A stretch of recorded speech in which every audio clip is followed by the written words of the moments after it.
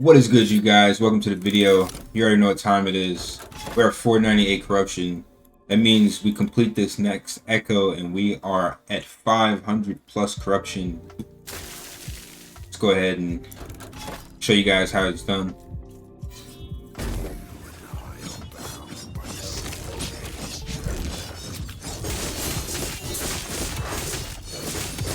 Made a few changes to our build. Now using Apocalypse plate. Give us a bit more damage on our echoes.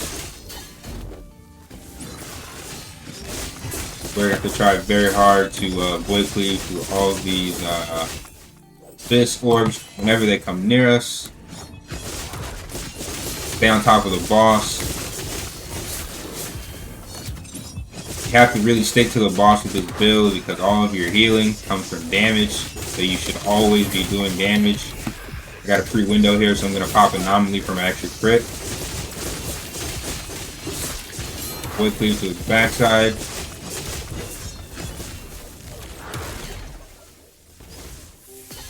Void cleave through all of these here. Another void cleave. Should get the last of them. Alright, we're back on the boss. Dropping Erasure Strike. Get our crit bonus here. Another void cleave into Erasure Strike. Drop Anomaly. Alright, we're gonna break here. Alright, we need another cleave through these last few. He almost one-shot us, but our endurance threshold saved us there. Alright, we got a couple more rotations of cleave. And that is it, boys and girls. We are at 500 plus on our second character. You know where to come when you need the best builds. You know where to come. We're at 505 corruption. We'll go ahead and show you guys how we're doing mapping at 500 plus on our Immortal Voidknight build. Let's get it, man. Alright, we're gonna speed run this one.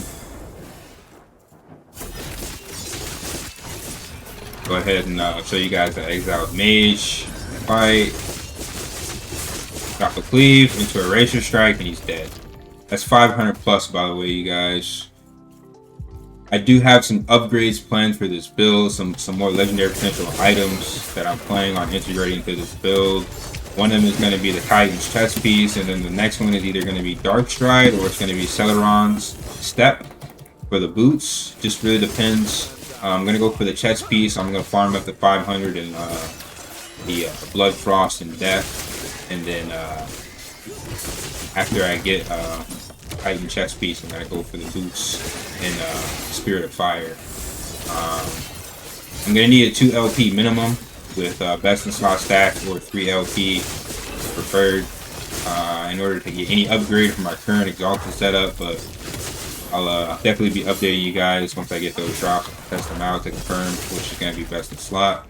But definitely be looking out for build updates, but as you see, I'm literally just void cleaving through mobs and one-shotting everything 500 plus. Does not matter. Literally does not matter. Alright, we got the boss here. Go ahead and void cleave to his backside, pull him into another cleave.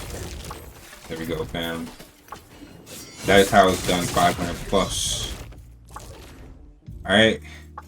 Now, for those of you that have been following our build guide from the beginning for our Voidknight, I appreciate you. Those of you that are new to the build, go ahead and check out some of the previous videos. Definitely thank you guys for watching. Let me know what you think about the build in the comment section below. What is good, you filthy last Epoch players? I am here to show you my Immortal Voidknight build and how it has progressed into 500 corruption. Some changes, like I said, that I made to the build. We added a bit more damage for our echoes. We added a lot more HP. So without further ado, I'm going to go ahead and show you guys the build. Alright. These are my stats. This is my gear. Apothi's Maw with 3 LP, crit strike multiplier, attack speed, stun.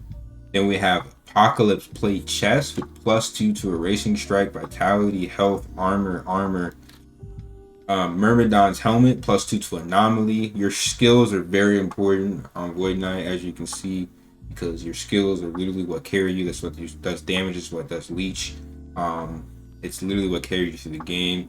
We have a +1 omnis that we are debating on using, as I really need a 2 LP, but slapping a little bit of extra damage, void damage on this wouldn't be bad, or crit strike multiplier, but we're gonna hold off on that for now. We do have Shattered Chains with 2 LP, extra void damage, extra dodge rating was really bad. That was literally the only stat we didn't want. We got that, whatever. It's fine. We're gonna keep grinding these Shattered Chains belts. That's why we're in the Empire. Also gonna grind out the Titans chest piece with 2 LP. I do have one with 1 LP, but you really need 2 to 3 LP to really make it worth. As the Apocalypse Plate gives stun avoidance and extra increased damage. It gives slightly less armor than the Champion's Regalia, but it is a really good option for those of you that don't have Champion's Regalia.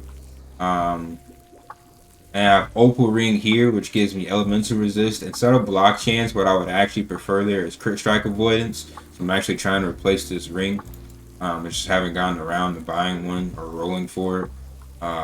For my Siphon of Anguish, we got stun avoidance, strength, increased health regeneration. You guys notice that I am stacking a small amount of stun avoidance where I can. Stun avoidance on my chest piece, stun avoidance on my ring, just because if you get stunned, it is really detrimental to this build because you need consistent damage in order to life leech. Then we have reduced bonus damage taken from crit and our implicits on Citadel boots with strength, vitality, armor, health, recovery. Health is #1 stat, vitality #1 stat, strength is, also it's a really good stats. #2 after vitality and health. So we have strength on our bracers, attack speed, stun chance, avoidance, and melee damage leached has health. These are all really essential stats. For our Anchored Oblivion, we have +4 to Void Cleave, which is huge. We have extra poison res, which is huge because damage over time is the biggest detriment to this build outside of one-shots. But that's why we have endurance.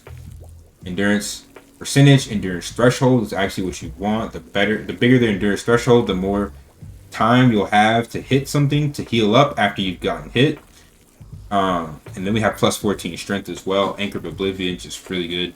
And as you notice, if you've followed my previous Immortal build for my Spellblade, we are swapping to get to 500 plus. I firmly believe that all you need is HP and idols. Outside of your HP, you should stack a little bit of resistance, but the majority of your idols should all be HP, you guys. This is how you reach 1K. So, like I said, these are my stats, my defensive stats, my damage stats. As you see, all my resistances are good. I noticed a huge diminishing return on armor. This is why I'm not stacking armor in my idols anymore. 68 to 70% is like the sweet spot for armor. You don't really want to go much above this. You should really start to hit like extreme diminishing returns. But yeah, this is my build. Let me know what you guys think. I'll go ahead and show you guys the skills. Racing Strike, I did pop some points into Essence of Mind. That way I can get that extra 15% void damage and melee damage and stun reduction. And then we have Obliteration. We have Erasure of Living for the multiplicative damage. We have cooldown recovery and more multiplicative melee damage. We have a guaranteed echo and time loop. We have removed Shattered Continuity because you don't need it. It's fine if a Racing Strike has a cooldown. You do not need the no cooldown. It's just unnecessary. You're not going to be spamming a Racing Strike. You want to use a Racing Strike only after Void Cleave anyway. So we have the extra slow chance and melee damage to slowed extra multiplicative damage. We're using Rive and Healing Hands together. Honestly, Healing Hands is proccing on all of our skills, but it procs the easiest off Rive, so we're getting extra healing, extra damage.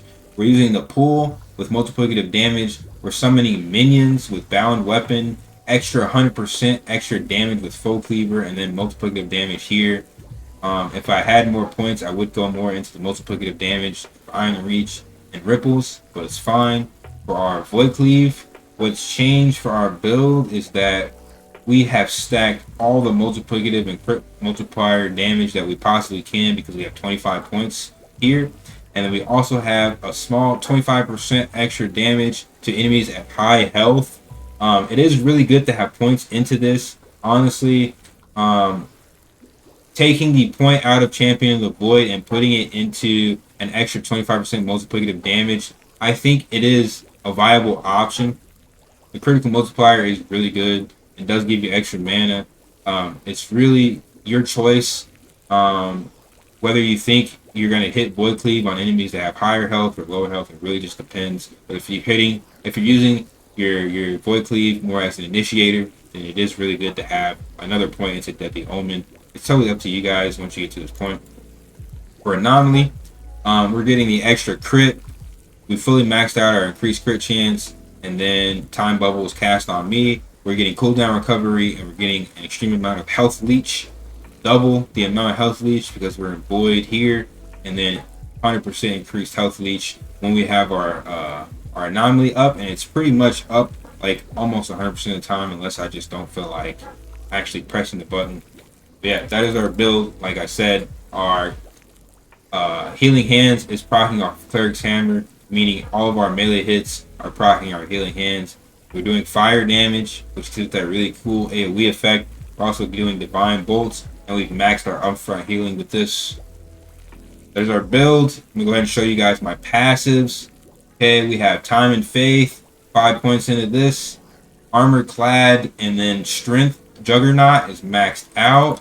For our Voidknight passives, we only have 4 into our Endurance, 2 into Void damage. We're getting the extra critical multiplier for every point into our Voidknight tree. We're getting max Strength. We're getting max Void damage. 5 points into our Leech. 2 points into melee damage. This is a huge change from our last build. Only 4 points into Future Mind. Only 5 points, which is the minimum, into Time Legion. And only 3 points, which is the minimum, into Echoing Strikes. Only so that we can get to the 1 point that's in Avatar of Regret. And then we are going 15 points into Dread, as this is extra Void damage and movement speed, which are both essential stats for a melee class. Then we have maxed out Vitality and increased health. In our Paladin tree, we are getting maxed out health. And you guys notice that I'm stacking health everywhere I can. And then we are getting a little bit of extra fire damage here. And then we are getting maximum strength here because, again, strength is our main stat. If you didn't want the extra damage, another good option is the extra percentage of armor or physical resistance when hit. But because our armor is so high, this is not as useful as it was when we were leveling, because we're near that 68%, 70% mark. So it is a little better to have the strength, which also does in turn give you a little bit of armor, and we have melee damage. There you go, you guys. Those are our passive, those are our skills, that is our gear. Thanks for watching, you guys. Peace.